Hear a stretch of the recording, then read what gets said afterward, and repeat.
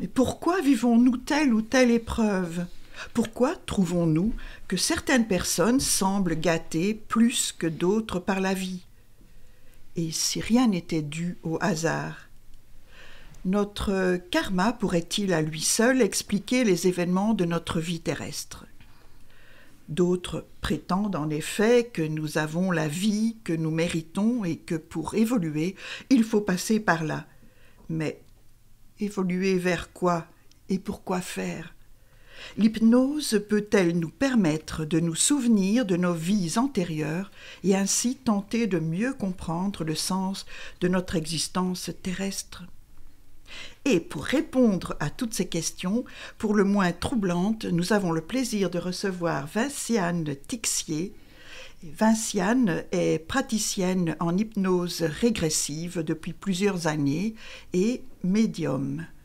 Passionnée par toutes ces interrogations, elle a décidé de se former en rejoignant l'Institut international de l'hypnose spirituelle. Le travail d'introspection sur l'âme et le chemin de vie peut commencer. Bonjour, merci Vinciane d'avoir accepté notre invitation et de pouvoir ainsi mieux comprendre votre engagement de vie et le fonctionnement sur la nôtre. Bonjour. Bonjour Vinciane, bonjour Titane. Alors je propose tout de suite une chose, Oui. On va se tutoyer parce qu'on se connaît tous les trois. Donc merci Vinciane d'avoir accepté notre invitation à Couleur FM, Couleur Lyon. Et tout d'abord, simplement faire connaissance avec toi, que nos auditeurs te découvrent. Tu es praticienne en hypnose régressive et médiumnité. Quand sont-ils apparus tous ces premiers sursauts dans ta vie? Bonjour, merci à tous les deux en tout cas de me recevoir aujourd'hui. Je suis très touchée par cette introduction grandement menée.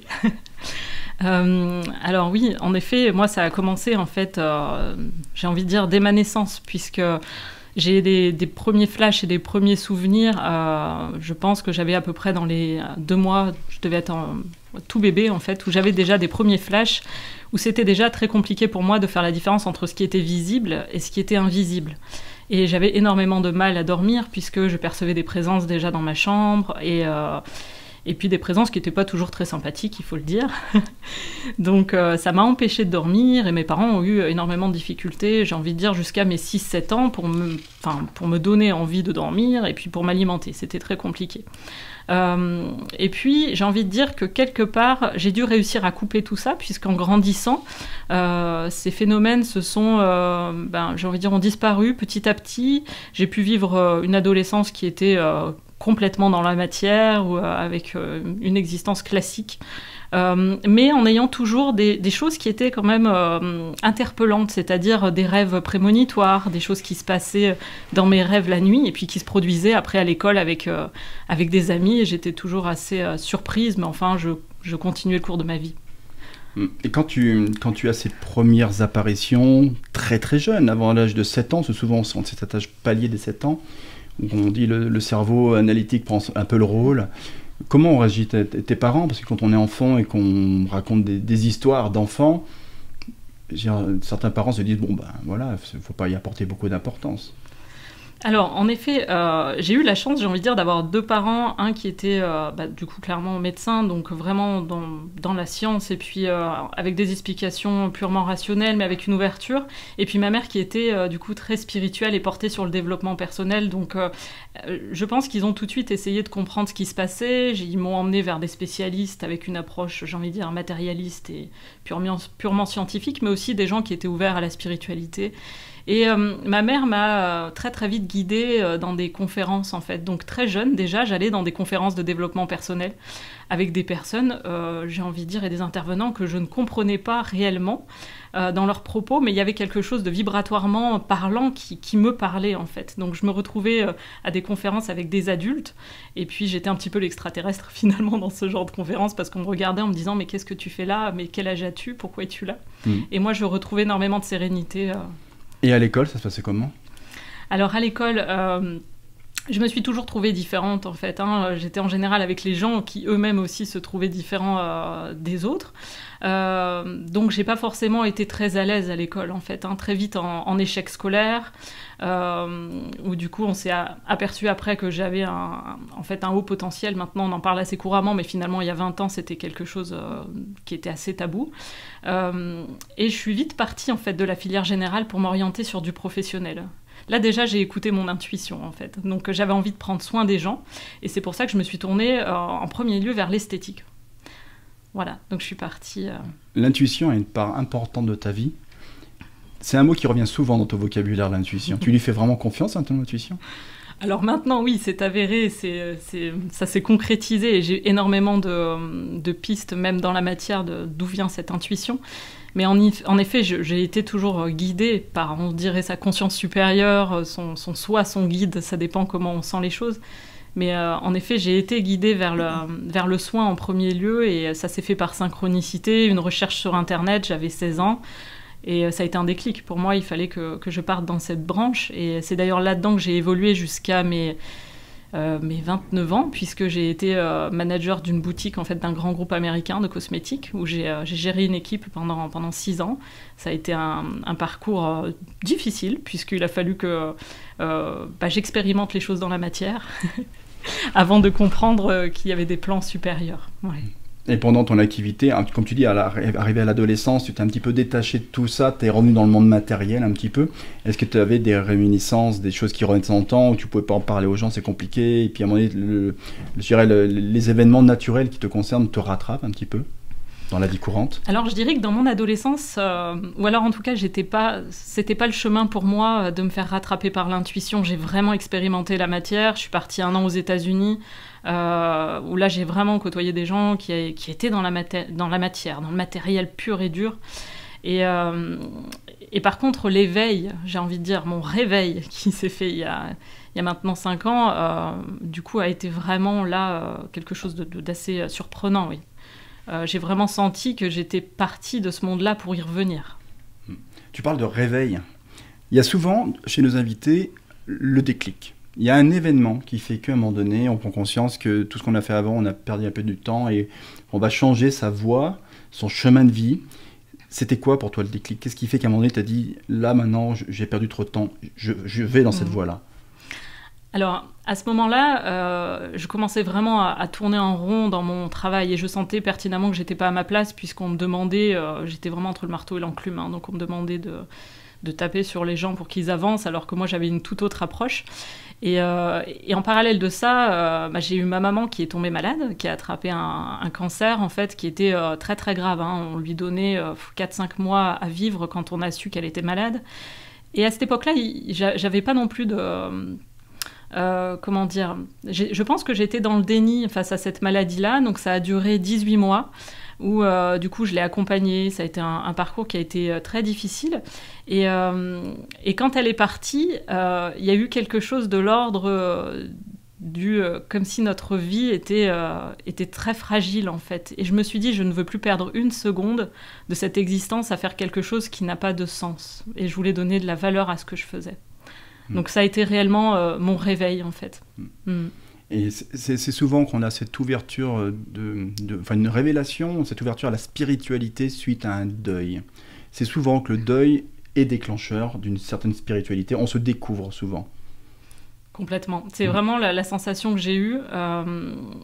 Et ça a été là une avalanche clairement de synchronicité. Alors maintenant, je pose des mots sur ce terme-là. Ce que j'allais dire, c'est quoi une synchronicité, Vinciane? Une synchronicité, c'est en fait un événement qui est en corrélation avec d'autres choses dans notre vie, qui paraît complètement improbable et qui a énormément de sens pour la personne qui le vit. Donc sur le coup, c'était simplement des ressentis, et puis après j'ai pu... connaître et puis comprendre des gens comme Philippe Guimand, qui sont des scientifiques et qui expliquent maintenant ça avec une hypothèse, donc quelque chose d'assez rationnel.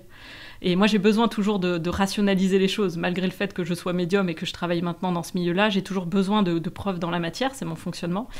Et donc là, ça n'a pas arrêté, puisque j'ai reçu pour Noël, c'est comme ça que ça a commencé, on a reçu pour Noël avec mon mari 2 places en fait, pour aller au spectacle d'hypnose de Mesmer.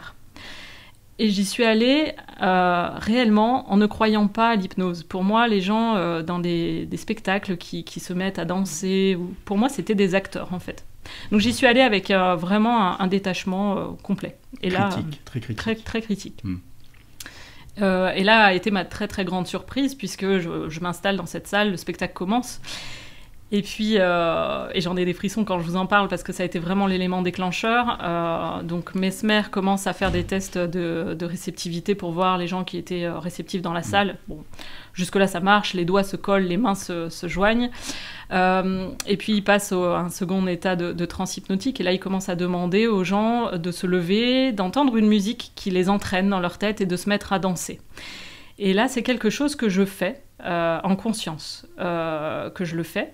Donc mon mari, je le sens, est déstabilisé à côté de moi, me regarde, et c'est quelque chose qui a duré certainement quelques secondes. Et j'ai senti petit à petit ma conscience qui était en train de remonter, mon mental en fait, qui était en train de me demander pourquoi je faisais ça, est-ce que c'était ok avec mes valeurs, et petit à petit en fait je suis revenue tout simplement à moi, et je me suis rassise. Et là j'ai passé tout le reste en fait du spectacle à me demander qu'est-ce qui s'était passé dans ma conscience, dans mon cerveau, un petit peu ahuri de ce qui venait de se passer. Tu étais prise à ton propre piège. Tu critiquais, tu n'y croyais pas. En fait, il a voulu te confronter à la situation pour te dire « Ah oui, c'est pas des hallucinations, c'est pas des acteurs. » Je dirais que j'ai découvert une partie de moi-même à ce moment-là. Et j'ai voulu en savoir plus. Et tout a commencé comme ça. Donc j'ai commencé à taper hypnose sur Google. J'ai cherché en fait. Le lendemain, je suis retournée au travail. C'était juste après ce spectacle-là. J'ai été complètement perturbée. J'ai raté mon arrêt de métro. Enfin, j'ai eu des difficultés à aller au travail de par cet état hypnotique. Et là, je me suis dit quelque chose en moi s'est passé. J'ai besoin de comprendre. Et de là, je suis tombée sur des formations d'hypnose régressive. Donc aussi appelée hypnose transpersonnelle. Vous pouvez trouver ça aussi sous le nom de hypnose spirituelle de régression. Et c'est là où j'ai commencé à me former.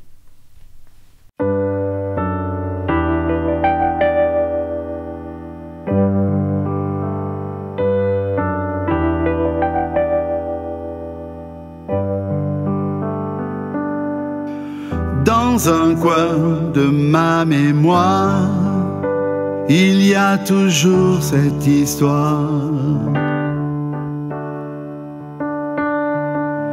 Quelques brèves de comptoir, je me retrouvais dans ce bar.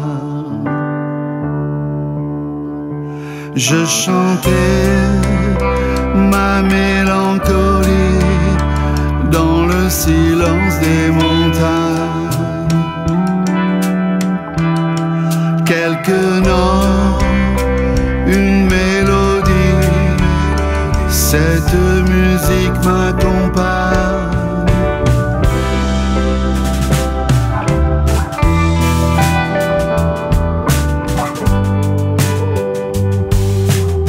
Je puisais dans les regards, je jouais de la guitare.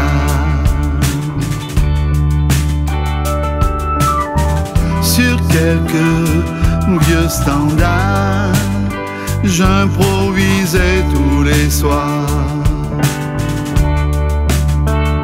Je chantais ma mélancolie dans le silence des montagnes.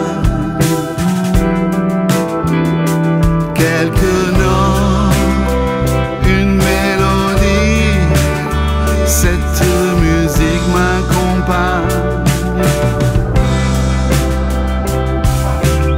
Sur des airs de superstar, je rentrais dans la nuit noire.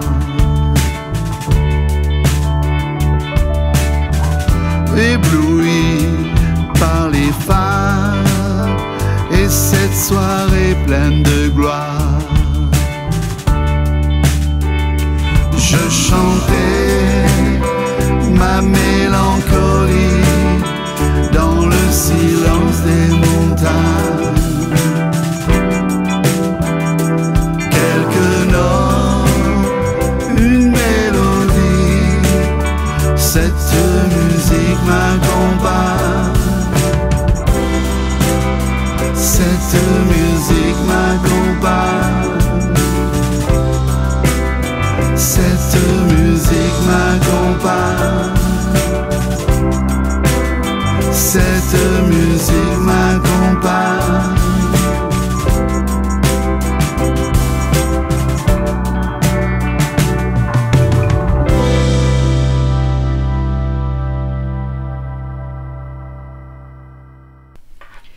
libre cours sur Radio Couleur FM et Radio Lyon.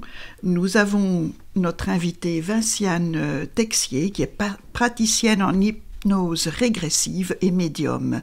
Nous allons continuer, Cédric, nos interrogations et nos étonnements. Et ce ne sont pas les questions qui manquent, Titane, ce ne sont pas les questions qui manquent. On va parler justement d'événements qui ont influencé ton comportement, Vinciane, et cette fameuse séance d'hypnose avec Mesmer. Je voudrais simplement revenir d'abord à l'intuition, parce qu'on se posait des questions avec Titane. Cette fameuse intuition, quelle importance faut-il lui donner concrètement ? Je dirais que l'intuition, déjà, c'est quelque chose qui est naturel. C'est-à-dire que tout le monde peut avoir accès à son intuition. Faut-il encore l'écouter, lui donner de l'importance et savoir par quel chemin aussi s'y prendre pour la rejoindre. C'est là où, je dirais, les premiers questionnements ont commencé pour moi avec l'hypnose. C'est-à-dire qu'en découvrant cette partie de moi-même, j'ai aussi découvert qu'on était des êtres quelque part multidimensionnels. Donc ça a commencé avec l'hypnose de spectacle. Puis après, en me tournant vers l'hypnose régressive, j'ai expérimenté moi-même une séance d'hypnose régressive. Et là, je dirais que j'ai reconnecté à toute l'intuition que j'avais étant enfant, puisque ça a été une séance qui a été très très puissante pour moi.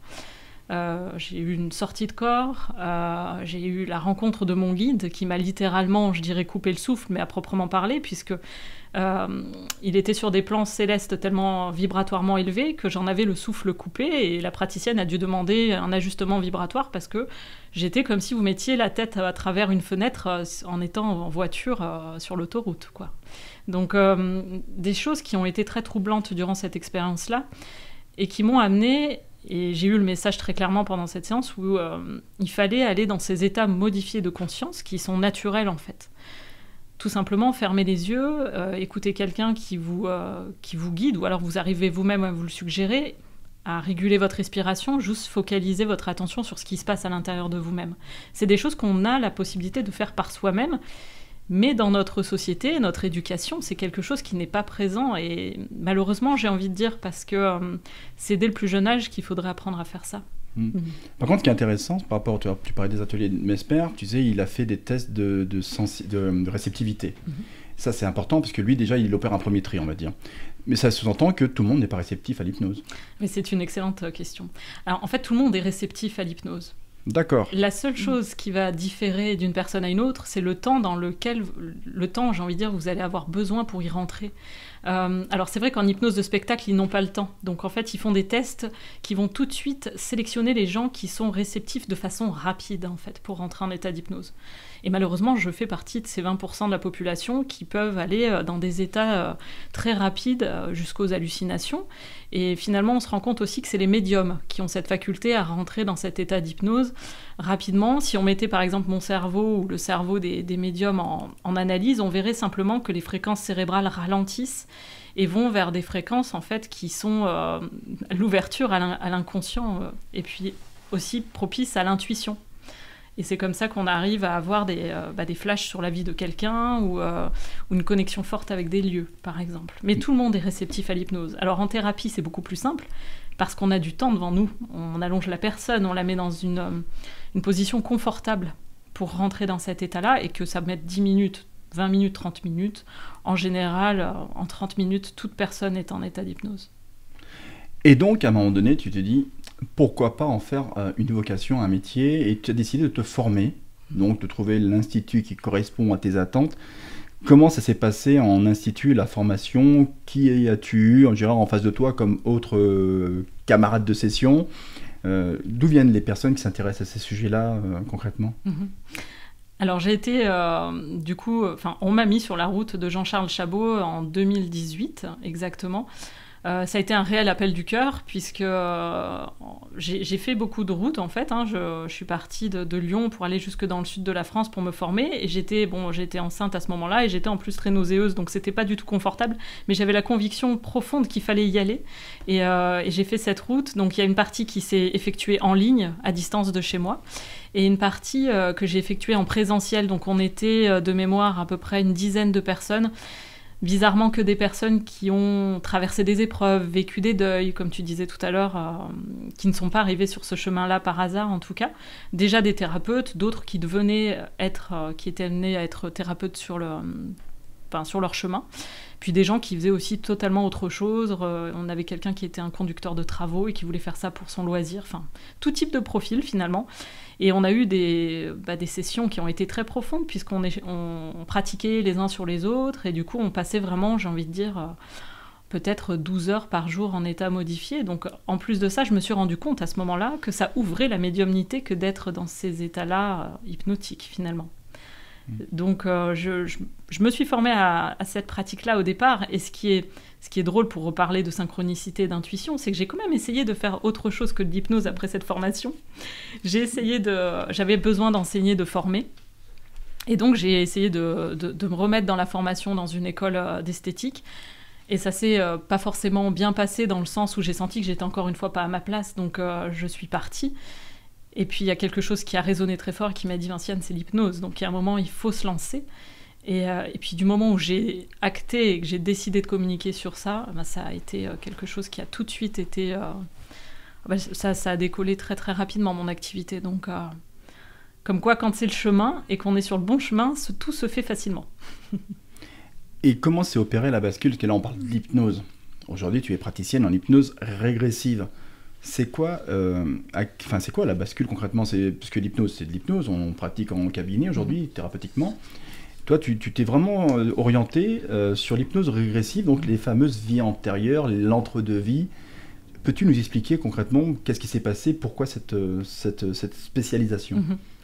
Alors, je me suis formée aussi en parallèle de ça à l'hypnose ericksonienne, parce que j'avais encore une croyance que j'arriverais pas forcément à vivre que de l'hypnose régressive, puisque c'est en plus de ça une méthode novatrice en France, quelque chose qui vient des pays anglo-saxons, qui est très peu connu, et j'étais, je pense, avec beaucoup de croyances et de pensées limitantes. Donc je me suis formée à l'hypnose ericksonienne pour faire de l'arrêt de tabac, pour faire de la gestion du stress, même de la préparation mentale, donc c'était clairement annoncé sur mon site que je faisais les deux. Et il se trouve qu'en fait, tous les appels des personnes que j'ai jusqu'à aujourd'hui, c'est pour faire des séances d'hypnose régressive. Donc j'ai totalement abandonné en fait l'hypnose ericksonienne. Et puis en plus de ça, je pense que les choses ne se font pas par hasard, parce que ça résonne très fortement pour moi que d'éveiller et guider les gens sur leur mission de vie. Parce qu'on est vraiment, et surtout à cette période que l'on est en train de vivre là, les gens se posent énormément de questions. Quelle est leur place dans leur vie personnelle, mais aussi quelles sont leurs places dans leur vie professionnelle. Beaucoup de personnes se posent des questions sur leur fin de vie en se disant « mais quand je vais arriver à la fin de ma vie, est-ce que réellement j'aurai réalisé ma mission ?» Il y a vraiment cet ordre-là qui est très présent en ce moment. Donc avec ce type de méthode-là, l'hypnose régressive, on peut... j'ai envie de dire, aborder plein de sujets, que ce soit des mots physiques, des mots psychiques, des questions justement sur la mission de vie. J'ai un large panel, et à chaque fois je découvre avec les gens que j'accompagne d'ailleurs. Je peux citer peut-être un cas, si tu me l'autorises. Bien sûr, bien sûr. J'ai une personne qui est venue dans mon cabinet il y a environ, je dirais, une petite année maintenant, et qui est venue parce qu'elle avait de l'endométriose en fait. Quand elle est venue me voir, c'était la première personne qui venait me voir pour ce sujet-là, et sincèrement, je me suis demandé qu'est-ce que je pouvais faire pour elle. C'était des douleurs telles qu'elle était alitée, allongée 1 semaine par mois, donc en arrêt de travail, tellement elle avait mal en fait. Elle a essayé tout type de thérapie, elle est arrivée vers moi un petit peu en se disant je vais encore essayer une énième chose. Alors, elle a fait la préparation avec les audios que je propose avant les séances, et puis on a commencé la séance d'hypnose. Elle a reconnecté à une vie passée, où du coup elle se voyait en train de subir des traumatismes, en fait des violences sexuelles, donc une séance qui était émotionnellement assez intense, mais j'ai envie de dire la plupart de mes séances sont comme ça. Mais derrière, c'était pour faire une énorme libération, donc c'est ce qui s'est passé. On a libéré une connexion avec son guide. Elle a vraiment senti des ressentis très profonds au niveau du ventre. Elle est repartie de cette séance, et puis je lui ai dit, on se tient au courant, comme à chaque fois j'accompagne les gens, on fait un point téléphonique. Elle me rappelle le mois d'après, et elle me dit, écoute Vinciane, c'est incroyable, j'ai mes règles, et je n'ai aucune douleur. Donc moi qui suis très rationnelle, je lui dis ok c'est super, enfin vraiment remplis-toi de tout ce bien-être et continue vraiment de te connecter à ce qui vient de se passer et on va se recontacter le mois d'après pour être sûr que voilà ça soit toujours dans l'état. Et il se trouve que ça fait maintenant 1 an et elle a plus de douleur en fait. Elle a été complètement libérée de ça. Alors c'est pas pour dire que je fais des miracles, loin de là, parce que sinon ça se saurait. Mais c'est qu'il se passe des choses des fois inexpliquées pendant ce genre de séance. Ça peut donner des réponses à des personnes qui sont aussi délaissées par le corps médical, parce que le corps médical n'a pas non plus les réponses en fait. Et il y a quelque chose de l'ordre de la mémoire qui se transmet dans le transgénérationnel, ou que ça soit dans des mémoires karmiques. Et moi, je le dis à chaque fois, je ne suis pas un gourou, je n'impose pas un dogme, je ne dis pas des vérités. Je suis juste une facilitatrice, en fait, pour vous ouvrir à cet état-là qui va vous mener aux réponses, si elles sont justes pour vous, aujourd'hui, d'être abordées. Parce qu'il y a des choses aussi qui doivent être vécues et voilà, qui n'ont pas forcément de réponse non plus, mais tout est juste. Donc, hypnose ericksonienne, tu t'aperçois que finalement, systématiquement, ça aboutit à une hypnose régressive, mais tu as fait une formation à un moment donné où c'est naturellement tes capacités que tu as adaptées personnellement, ou tu as suivi une formation auprès de professionnels qui appliquent l'hypnose régressive pour te perfectionner? Alors il y a eu cette formation donc avec Jean-Charles en 2018 où j'ai fait le niveau praticien, j'ai fait le niveau maître praticien aussi pour vraiment aller au bout, et puis il y a cette approche neuroscientifique qui me passionne. Après je suis allée à la rencontre d'autres professionnels donc, qui font de l'hypnose de spectacle. J'ai fini par quand même y revenir pour me former et comprendre qu'est-ce qui se passait. Ça m'a aussi énormément aidée dans mes inductions, la façon dont je mène la thérapie en fait, en sachant mettre quelqu'un très rapidement en état d'hypnose, c'est très formateur. Donc je suis allée vers eux pour me former, vers cette même équipe pour me former sur de l'hypnose de coaching, comme ils disent. Mais à chaque fois, ça revient quand même sur le domaine spirituel. Et maintenant, je fais que ça. Alors, plus je pratique l'hypnose régressive, plus je me mets moi-même en état modifié de conscience, et plus ma médiumnité s'est ouverte aussi également. Ce qui a donné en fait la deuxième partie de mon activité maintenant, qui est la médiumnité, puisque je dirais que mes guides ont forcé dans ce sens-là. Radio Couleur FM et Couleur Lyon. Ce soir, libre cours avec notre invitée Vinciane Texier, praticienne en hypnose régressive et médium. Continuons l'aventure. Continuons l'aventure, oui. On va être très terre à terre, parce qu'à un moment donné, quand on veut se lancer dans l'hypnose, il faut s'installer simplement, il faut retrouver un espace, un cabinet. Comment ça s'est passé pour toi, Vinciane, quand il a fallu à un moment donné passer à l'action? Alors, il se trouve que je me suis lancée, je dirais officiellement, juste avant le premier confinement. Donc, à chaque fois, je dis ça en rigolant, mais je dis toujours que c'est pas forcément le bon moment pour se lancer. Mais en tout cas, ça a été ce moment-là, donc en mars 2020. Et j'ai énormément offert en fait des séances d'hypnose parce que je ressentais vraiment le besoin de donner, et je sentais que les gens aussi autour de moi en avaient besoin, donc en fait j'ai lancé l'activité de cette manière-là, beaucoup en communiquant par les réseaux sociaux finalement, donc j'offrais une séance par soir à toute personne qui avait envie, et c'est comme ça que j'ai envie de dire que j'ai commencé à créer une clientèle. J'ai fait des lives aussi, et puis j'ai fait un atelier collectif en ligne parce qu'on était tous confinés, donc on pouvait faire que des choses comme ça. J'ai eu il me semble 48 personnes de mémoire en ligne où j'ai fait une guidance collective en fait, et je les ai emmenées voir leur vie antérieure. Alors ça peut paraître aussi un petit peu, j'ai envie de dire complètement dingue presque, mais en mettant énormément de fusibles de sécurité, et puis j'ai proposé un accompagnement derrière pour les gens qui avaient besoin d'échanger individuellement. Il y a eu un temps de partage derrière cet atelier qui a été juste tellement riche, ça s'en terminait plus en fait, parce que les gens voulaient partager leur expérience, leur vision, ce qu'ils avaient vu, et ça a été des moments très forts tout en étant à distance. Donc j'ai envie de dire que mon activité a démarré comme ça, un peu de façon particulière, et puis j'ai eu encore une fois la chance et la synchronicité d'avoir une personne qui me prête son cabinet et de pouvoir continuer à développer mon activité quand on l'a pu en présentiel. Voilà. Titane, tu voulais justement interroger Vinciane par rapport à cet échange qui se crée entre la personne qui se déplace pour recevoir Oui, j'ai l'impression qu'il y a je donne et je reçois en même temps. C'est l'impression que ça donne, et de vous écouter déjà, on a la peau qui frissonne. Franchement, c'est complètement ça, et c'est ce que je dis à chaque fois aux consultants quand je les reçois, c'est nous deux, je leur dis, qui avons pris rendez-vous, mais j'ai comme l'impression que c'est sur des plans célestes que le rendez-vous était déjà pris. Et j'ai à chaque fois l'impression, et c'est vrai que j'ai des frissons quand je vous en parle aussi, qu'il y a quelque chose qui se remplit en moi et qui résonne à chaque personne que j'accompagne. Pour moi, c'est un échange. Il y a en effet, dans notre dimension, la posture du thérapeute et de la personne qui est accompagnée, mais pour moi, c'est un échange sur des plans vibratoires qui sont de l'ordre de l'équité, en fait. Donc mais ça me remplit tellement de faire ce que je fais maintenant, et je remercie franchement tous les jours, tous les soirs, de pouvoir vivre de ce que je fais, de ma passion, et d'aider autant les gens, et de me ressentir en fait tout simplement utile dans ce monde. Oui, complètement. C'est votre chemin, vous avez trouvé. Ton chemin de vie. Oui.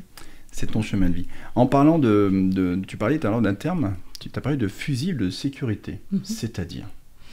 Alors, fusible de sécurité, c'est un terme en fait en hypnose qu'on utilise pour tout simplement, quand on fait l'état d'hypnose, il se construit tout simplement déjà par un état de relaxation, pour bien que vous compreniez la chose. C'est tout bêtement d'étendre son corps, son esprit, et qui va nous permettre au mental de nous laisser tranquille. L'espèce de petit singe qui est dans la tête et qui nous martèle nos peurs, vous savez, qui nous met des fois des sensations d'angoisse, c'est lui, on a envie qu'il se mette en sourdine. Et tout simplement, quand la personne est bien détendue, relaxée, et j'ai envie de dire qu'elle me laisse l'accès à son inconscient, là, on va mettre des fusibles de sécurité qui peuvent être de l'ordre, si jamais nous sommes à distance, parce que je fais des séances à distance aussi individuelles. Si la connexion Internet se mettait à couper, tu reviendras à un état d'éveil normal, en toute sécurité. Voilà, pour que ça évite peut-être des fois une angoisse ou quelque chose, ou une émotion, où la personne va tout simplement et automatiquement du coup revenir à elle et puis reprendre les choses naturellement. Donc les fusibles de sécurité, c'est ça. C'est aussi, ça peut être, si jamais il y a un bruit environnant qui arrive dans tes pensées, tu vas tout simplement revenir au son de ma voix naturellement. Voilà. Et là, quand il y a un son du coup qui se présente pendant la séance, la personne revient naturellement à ma voix.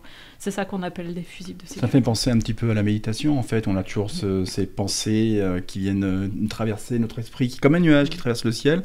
Et à un moment donné, on se reconcentre sur notre respiration, sur l'inspire-expire. C'est un peu ça, en fait. Tu parles de ça, concrètement. C'est exactement ça. Ouais. Alors après, il y a toujours une différence entre méditation et hypnose. L'hypnose, il y a toujours ce... J'ai envie de dire que c'est un état qui est beaucoup plus profond que la méditation. Il est de l'ordre aussi, des fois de la paralysie. Alors, il ne faut pas que ça fasse peur, j'ai envie de dire. C'est une sorte de catalepsie, c'est-à-dire que la personne, si elle a envie, par exemple, d'ouvrir les yeux, elle peut réellement les ouvrir. Mais c'est quelque chose que j'inclus, moi, dans la thérapie maintenant. Je leur montre à quel point l'inconscient est puissant, et je leur fais faire une catalepsie des paupières. Donc, je leur demande d'ouvrir les yeux. Et puis ils se rendent compte qu'ils n'y arrivent pas, et après je leur demande de réouvrir les yeux en leur suggérant que maintenant c'est possible de le faire, et ils se rendent compte qu'ils ont le contrôle quand ils le souhaitent, en fait. Y a-t-il un danger concrètement à pratiquer Enfin, je parle de la personne qui se soumet à l'exercice. Y a-t-il un danger pour elle? Les gens, des fois, ont peur de l'hypnose. Enfin, en tout cas, plein d'idées reçues. Bien sûr. Alors, en général, ce que je dis, c'est que le mot hypnose fait peur, et en plus de ça, si je mets le mot spirituel derrière, je perds tout le monde. Clairement, c'est ça. Il n'y a pas de danger, il y a des contre-indications pour des gens qui sont atteints de bipolarité, de schizophrénie, par exemple, puisque, en fait, l'hypnose est une invitation à la dissociation. Donc, c'est des gens qui se dissocient déjà par eux-mêmes très facilement et naturellement, et on va, du coup, tout simplement éviter de leur faire une séance d'hypnose. Mais j'ai envie de dire qu'il n'y a pas de danger, non. Il n'y a pas de danger puisque c'est un état qui est naturel. Donc pour ces personnes qui sont atteintes de ces pathologies-là, c'est simplement qu'elles arrivent à le faire par elles-mêmes déjà très naturellement, et que ça devient très inconfortable pour leur vie. Et elles sont en général sous traitement pour les maintenir associées. Donc on ne va pas aller faire des séances sur ces personnes-là, mais les personnes par exemple qui sont enceintes peuvent très bien faire une séance d'hypnose régressive. Il n'y a pas de danger. Il n'y a pas de contre-indication, tu veux dire, à part les cas que tu viens de nommer à l'instant. Ouais. Par rapport aux séances, toi, à la fin d'une séance, tu te sens comment? T'es vidé, épuisé? Parce que t'es parti également avec eux souvent. Hein. Alors je me sens juste complètement requinquée. Je suis peut-être la seule personne à aller au travail et se sentir encore plus en forme quand elle en revient. C'est en fait, si vous voulez, ce qu'il faut comprendre dans l'hypnose transpersonnelle régressive, c'est qu'en fait on va avec la personne qu'on accompagne sur des plans qui sont vibratoirement très élevés, qui sont beaucoup plus agréables finalement que la densité de la Terre. Donc je dirais, c'est plus quand la personne revient qu'elle a du mal à réintégrer son corps, elle sent la densité, et elle sent que elle était tellement bien pendant 2 heures que c'est difficile, entre guillemets, de revenir. Ça prend un temps, c'est normal. Hein. C'est comme quand on revient d'une sieste ou quand on se réveille le matin. Mais les présences qui sont en général là, pendant ces séances-là, nous remplissent d'une énergie d'amour qui est incroyable. Je dirais que c'est similaire presque aux gens qui font des EMI, qui reviennent remplis de cet amour inconditionnel. Oui, parce que là, quand tu en parles, j'ai l'impression que tu parles de décorporation. Pourtant, c'est pas de la décorporation, l'hypnose. Quand tu parles de... On revient, on s'est éloigné, on revient dans le corps physique, comme si on rentrait dans un gant étroit, tout ça. Quand j'entends tes propos, j'ai l'impression que tu parles, j'en parlais une fois avec Sonia Barcala, j'ai l'impression que tu parles d'OBE, quoi, en fait, de sortie hors du corps. C'est pas pareil. Ça dépend des gens. Il y a autant d'expériences que de personnes qui expérimentent. Donc, il y a des gens qui ont réellement cette sensation de sortir. Ce qui est sûr, c'est qu'en tout cas, dans ces séances-là, il y a un ancrage puissant à la Terre. Déjà, pour que la personne se sente ancrée, en protection, et puis ancrée, parce qu'on est dans cette dimension, on n'est pas là pour rien non plus. Et il y a l'invitation à la connexion à la source qui se fait par le chakra couronne au niveau de la tête. Et c'est en général là où il y a une émotion très intense qui se passe. Il y a des gens là qui ressentent sortir de leur corps. Et il y a des gens qui atteignent tout simplement leur corps subtil. Tout ça, c'est une question de ressenti. Et les ressentis sont à chaque fois propres à chacun. Mais en effet, il y a des sensations de sortie du corps qui peuvent se produire. Mais à chaque fois, c'est de toute façon sous contrôle et puis très, très naturel, sans danger. Et donc, on parle d'hypnose régressive. Concrètement, ça sert à quoi, l'hypnose régressive? Les gens qui viennent te voir, ils attendent quoi de fait de rentrer en hypnose pour revivre des vies antérieures? Que tout ça, donc on a bien conscience que ça existe vraiment quelque part, il y a ce chemin de vie, il y a ce karma, il y a ces entre-deux-vies, on revient, on a une mission sur Terre. Ça sert à quoi concrètement quand ils viennent te voir? Ils attendent quoi concrètement pour eux? Des explications? Ils expliquent une pathologie, une tâche de naissance? C'est quoi? Comment ça se passe concrètement? À quoi ça sert tout ça? Alors, il y a clairement deux types de personnes. Il y a la personne qui vient par hasard, par curiosité, pour aucune autre raison que par presque synchronicité, j'ai envie de dire, des gens qui ont vu mon nom quelque part, on leur a parlé 2 fois de moi, enfin, où il y a quelque chose qui s'est passé de cet ordre-là, et qui viennent sans attente. Et puis, il y a les autres qui viennent avec une problématique en particulier. Donc, c'est très très large. C'est des peurs inexpliquées, c'est des sensations de ne pas être à la bonne place, des difficultés dans leurs relations familiales, amicales, amoureuses. Ils veulent comprendre certaines relations, en fait. Des personnes qui ont des maux physiques, donc des choses qui ne sont pas, j'ai envie de dire, qui n'ont pas de raison médicale ou où il n'y a aucune solution. En fait, souvent, j'ai des personnes qui viennent un petit peu... après avoir essayé tellement de choses qu'ils ne savent plus quoi essayer d'autre, en fait, et ils se tournent vers cette pratique-là, et des fois avec des personnes qui sont très très très dans la matière, hein, qui sont dans la rationalité la plus complète et qui se disent de toute façon ça pourra pas me faire de mal, et des fois j'ai des personnes aussi qui ressortent de ces séances-là complètement subjuguées, avec une autre vision de la vie, mais j'ai envie de dire que le champ d'action est très très large. En sachant qu'à chaque fois, je n'impose pas de croyances. Je leur dis toujours, imaginez que cette séance, pendant 2 heures, tout est possible. On élargit le champ des possibles. C'est-à-dire que votre problématique peut être reliée à tout, finalement. Et même si votre inconscient vous montre quelque chose de saugrenu, il y a quelque chose de l'ordre du sacré derrière ça. Et ça sera pris avec cette qualité-là. Donc, tout est possible pendant 2 heures. Et après les 2 heures, vous repartez avec vos croyances et c'est OK. Tu proposes des séances collectives également. C'est quoi le plus agréable pour toi? C'est de faire une séance en individuel ou en collectif? En fait, j'adore faire les deux, mais les deux ont un objectif bien précis et bien différent. Pour moi, les ateliers collectifs, c'est montrer déjà un premier chemin de la multidimensionnalité de la personne. Quelqu'un qui n'a jamais médité, par exemple, ou n'a jamais expérimenté l'hypnose, va déjà expérimenter cet état-là, c'est-à-dire cette sensation d'avoir le corps qui bouge, de sortie de corps, ou tout simplement un état de bien-être profond. Pour moi, déjà, ça, c'est un premier...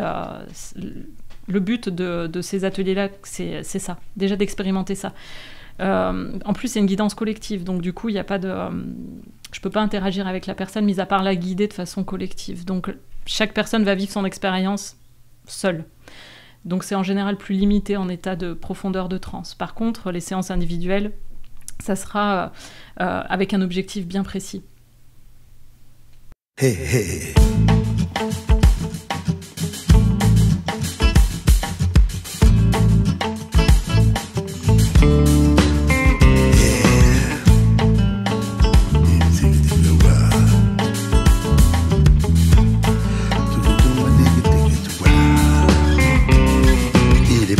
il est beau ce bateau.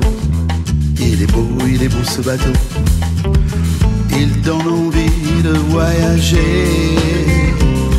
Il navigue sur les flots. Il navigue sur les flots. Partir d'ici pour marauder. Mettre des voiles, cap sur les îles, glisser sur les vagues vers les mers du sud. Mettre les voiles, cap sur les îles, glisser sur les vagues vers les mers du sud.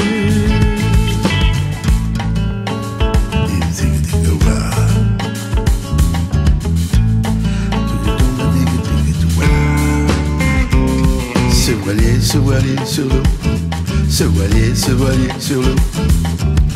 Il donne envie de prendre le large. Sur le mar, un drapeau. Sur le mar, un drapeau. Qu'on peut voir sur tous les rivages. Mettre des voiles, cap sur les îles, glisser sur les vagues vers les mers du sud. Mettre les voiles, cap sur les îles, glisser sur les vagues vers les mers du sud. Les gens n'ont pas la même couleur, la vie n'a pas la même saveur. Toutes les cultures sont différentes, la musique est évidente.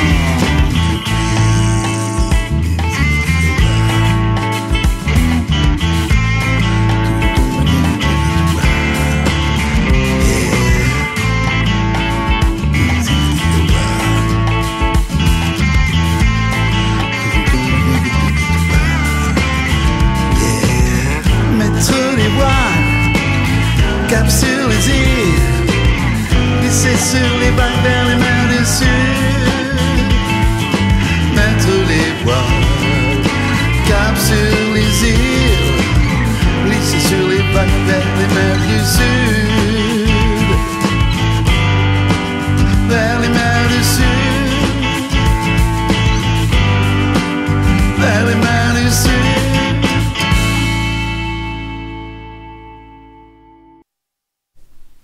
Radio Couleur FM et Radio Lyon dans Libre Cours avec notre invitée Vinciane Texier, praticienne en hypnose régressive et médium. Alors, comment peut-on suivre par exemple Vinciane dans ces différentes phases ? Alors, moi, ce qui m'intéresse de savoir immédiatement, c'est savoir comment surtout on se prépare à tes ateliers, comment on vient, est-ce qu'il y a une préparation particulière ? Alors, en général, donc, les gens me contactent et il y a toujours un premier échange téléphonique où déjà la personne va me dire si elle a l'habitude de méditer, si elle a une pratique qui va engendrer un état modifié de conscience. Dans tous les cas, moi je propose 2 audios qui sont enregistrés avec ma voix et qui sont envoyés en amont de la séance.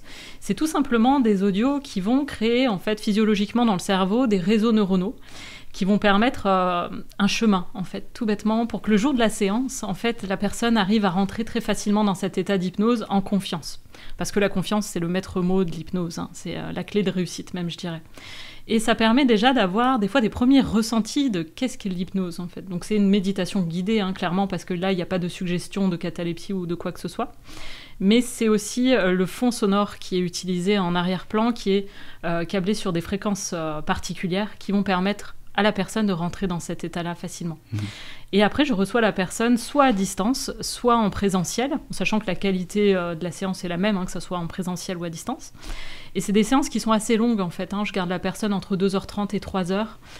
Il y a une première partie d'anamnèse où on échange sur les grandes lignes de la vie de la personne et de ce qu'elle a besoin de poser avant la séance.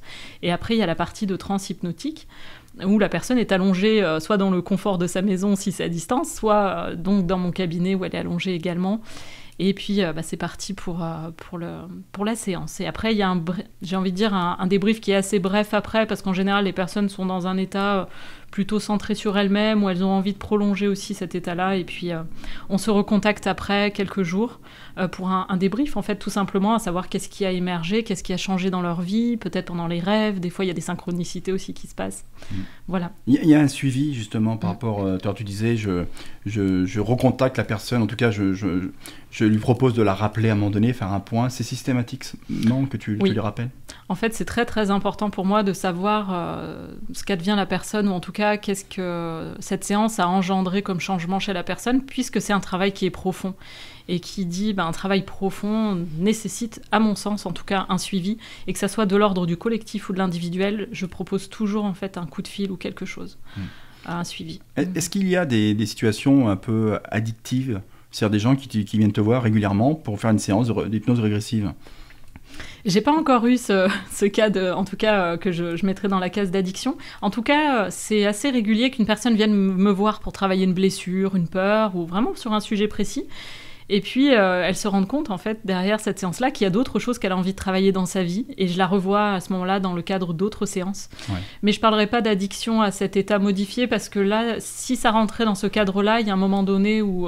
De toi-même, tu dirais stop. Oui. Un peu comme la médiumnité, souvent, parce que les gens qui sont accros à aller voir un voyant, un médium, ça devient maladif, quoi. S'ils sont, pour tout, ils vont voir et n'importe quoi à un moment donné. Tu n'es pas confronté à ce genre de comportement alors qu'il est. En tout cas, moi, je freine ça. Dans ma façon de travailler, c'est rendre les gens autonomes et indépendants le plus rapidement possible, et non dépendants de moi-même, parce qu'on n'est plus dans l'optique après de développement de la personne, et puis et en tout cas, ça ne rentrerait plus dans mes valeurs et dans mon éthique. Mais c'est vrai que j'accompagne les gens du coup en médiumnité aussi, comme tu le disais. Et c'est un discours qui peut être assez récurrent, où la personne me demande qu'est-ce qui va advenir de son avenir, par exemple. Et là, je dis, mais qui suis-je, en fait, pour répondre à ça? Moi, je vais vous orienter sur vos nombres, parce que je travaille avec la numérologie karmique. Et il y a des opportunités et votre chemin de vie qui peut être facilité en connaissant vos nombres. Et je travaille réellement avec ça. C'est très, très, très aidant. Et encore une fois, par synchronicité, je suis venue sur ce chemin-là, qui m'a aussi personnellement beaucoup aidé à trouver ma voie. Mais à chaque fois, je redonne l'indépendance à la personne.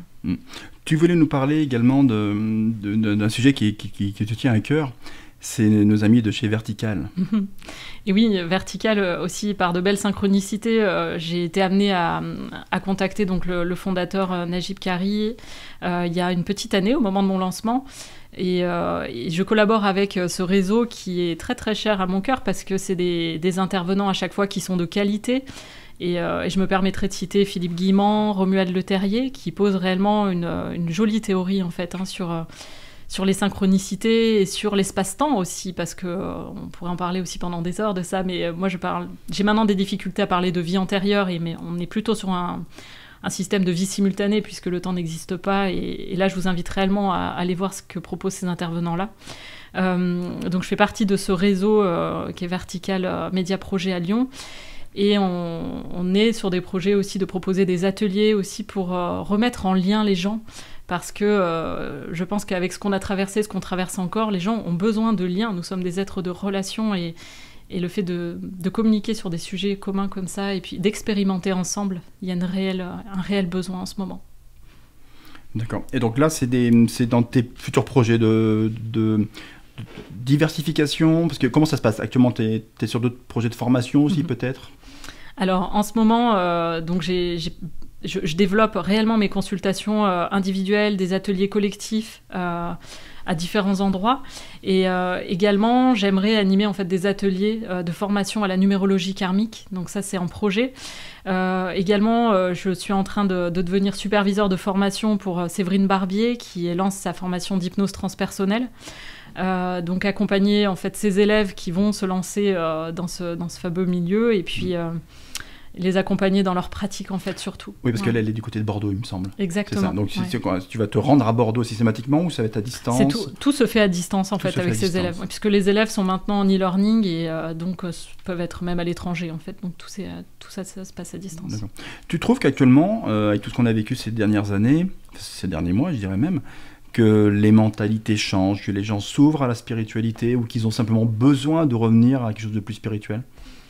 Oui, réellement, je le sens. Je dirais même que tout bêtement, moi, mon point de vue et ma façon d'aborder ma profession, il y a 1 an, j'aurais eu des difficultés à m'officialiser médium parce que on s'attache au jugement des autres, on s'attache à ce que va penser les autres, notre famille. Et finalement, il y a un moment donné, je trouve qu'on en est à un point où on a besoin de vraiment extérioriser notre nature profonde et on ne peut plus faire semblant. Et dans les personnes que j'accompagne en ce moment, c'est toujours ce discours-là qui revient, c'est revenir à notre nature profonde, à mettre du sens dans ce qu'on fait, dans ce qu'on dit, et ne plus faire semblant. Est-ce que tu as des enfants dans tes séances ? Alors moi, j'accueille pas des enfants en séance d'hypnose parce que je suis tout bêtement pas formée à ça et c'est pour le moment pas mon chemin. C'est différent de pratiquer l'hypnose avec les enfants ? C'est différent parce que déjà il y a un certain âge où on ne peut pas les faire régresser entre guillemets parce qu'ils sont trop jeunes et puis ils ont besoin d'avancer déjà dans leur, j'ai envie de dire dans leur maturité même spirituelle. C'est trop tôt. Ouais. Par contre, je travaille sur les enfants à distance, où je me connecte moi-même en tant que médium à leur source akashique, en fait, donc les archives akashiques, les mémoires d'âme, et je demande si c'est juste à ce que ça soit levé, s'il y a des mémoires qui ont besoin d'être levées. Ça, c'est des choses que je fais régulièrement, mais je travaille à distance sur eux. Ouais. D'accord. Tu t'es vraiment diversifié, en fait, quand je t'entends maintenant, depuis le temps que je te connais, hypnose régressive, médiumnité, numérologie, mémoire akashique. Est-ce que tu as une préférence dans toutes ces voies ou pour toi c'est du domaine spirituel et ça fait partie de ta nouvelle vie ? En fait, pour moi, c'est complémentaire. Donc, la plupart du temps, j'accompagne les gens en premier lieu dans une séance d'hypnose régressive parce que je vais leur dire le moins de choses possibles sur eux. Parce que nous sommes suggestibles. Donc, c'est-à-dire que si je vous dis des choses maintenant, puis après je vous mets en état d'hypnose, vous risquez de voir ce que je vous ai dit en prenant pour compte cette réalité-là pour vous. Donc ça, c'est question déontologique en hypnose, on reste neutre. Ce qui est compliqué quand on est médium, parce qu'on perçoit énormément de choses pendant que les gens sont en état d'hypnose. Mais pour moi, c'est important de commencer par la séance d'hypnose quand les gens veulent expérimenter plusieurs prestations avec moi, parce que je vais leur donner énormément d'informations en séance de numérologie et de médiumnité, et ils ont besoin d'être détachés de leur expérience. Donc pour moi, c'est complémentaire en fait. Les archives akashiques, soit on y accède par soi-même en état hypnotique, soit on demande à quelqu'un d'autre d'y accéder pour soi. Et c'est aussi une partie de mon activité parce qu'en fait, je sers de support médiumnique aussi pour des hypnothérapeutes où en fait, on me met moi-même en état modifié de conscience pour aller me connecter à l'âme du consultant. Et je me connecte à quelqu'un que je ne connais pas, mis à part le prénom, et je donne des informations et on demande des libérations quand c'est juste. Et c'est aussi des séances qui sont incroyables dans ce sens-là. Parmi tout ce que tu proposes aujourd'hui, est-ce qu'il y a des... Bon, toi, je pense que tu as vraiment évolué depuis, tu as vraiment acquis une maîtrise, mais est-ce qu'il y a des séances qui ont totalement, je dirais, capoté ? Alors oui, c'est rigolo parce que je suis à peu près, je pense, à environ 250 séances maintenant en tout. Et en fait, les personnes qui ont résisté à l'état d'hypnose, c'est les gens de ma famille ou mes amis.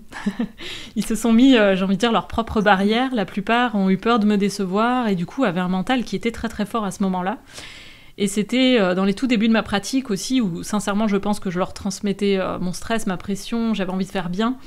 Et c'est les 5 premières séances qui ont été un peu compliquées. Et après, j'ai envie de dire, il y a quelque chose de l'ordre vraiment du vibratoire qui se passe, donc ça n'échoue pas. Les gens rentrent tous dans l'expérience qu'ils ont besoin d'aller. Ouais. Bon, ce qui est appréciable en tout cas, c'est que tu as trouvé ton chemin de vie, toi, concrètement. Je ne sais pas si c'était karmiquement écrit quelque part en amont. Si aujourd'hui les auditeurs décident de te contacter, quelle est la voie, le chemin à emprunter ?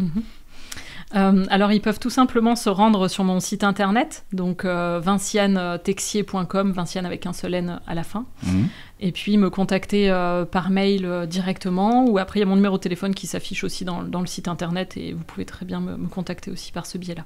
Ouais. D'accord. Tes projets, à part la formation dont on parlait avec Séverine tout à l'heure, est-ce que tu as des projets de t'ouvrir à des conférences, à écrire un livre sur ton expérience ? Est-ce que tu as des envies au fond de toi ? Alors des projets, j'en ai énormément, et après, j'ai envie de dire que je me canalise à développer projet par projet, et là, il y a déjà énormément de choses en cours. Pour moi, c'est vraiment le collectif que j'aimerais développer, parce que ça résonne très très fort en termes de mission de vie, pour le coup, où j'ai l'impression qu'il faut qu'on éveille en fait les personnes, mais en masse. et en même temps de façon individuelle, parce qu'il y a des blessures profondes qu'on ne peut accéder que par ce biais-là, mais au moins réveiller les gens sur leur faculté à aller dans ce chemin spirituel en eux, et surtout qu'ils peuvent y arriver par eux-mêmes. Et sincèrement, je pense à l'auto-hypnose, à transmettre cette façon de faire aux personnes, qu'ils puissent expérimenter ça par eux-mêmes, chez eux en fait. Qu'ils puissent aller travailler eux-mêmes sur leurs blessures, les identifier, aller comprendre d'où elles viennent, se parler à eux-mêmes en fait. Tu restes quand même ancré dans la thérapeutique finalement, parce qu'on parle d'hypnose régressive et on est dans la thérapeutique. Complètement. Un mot de la fin, Vinciane. Il reste 30 secondes, Vinciane. Il y a vraiment quelque chose qui me vient très fortement, c'est la solution est en vous. C'est quelque chose qui peut paraître un petit peu bateau comme ça, mais souvent les peurs, dès lors où il y a quelque chose qui résonne et qui vous met mal, ou en tout cas qui devient angoissant en vous, dites-vous que ça vient de l'extérieur en fait. Et que les solutions à l'intérieur en général et votre intuition quand vous savez l'écouter vous met dans une position qui est beaucoup plus confortable et vous propose que des solutions en tout cas. Et dès lors où c'est de la peur et de l'angoisse, c'est du mental en fait.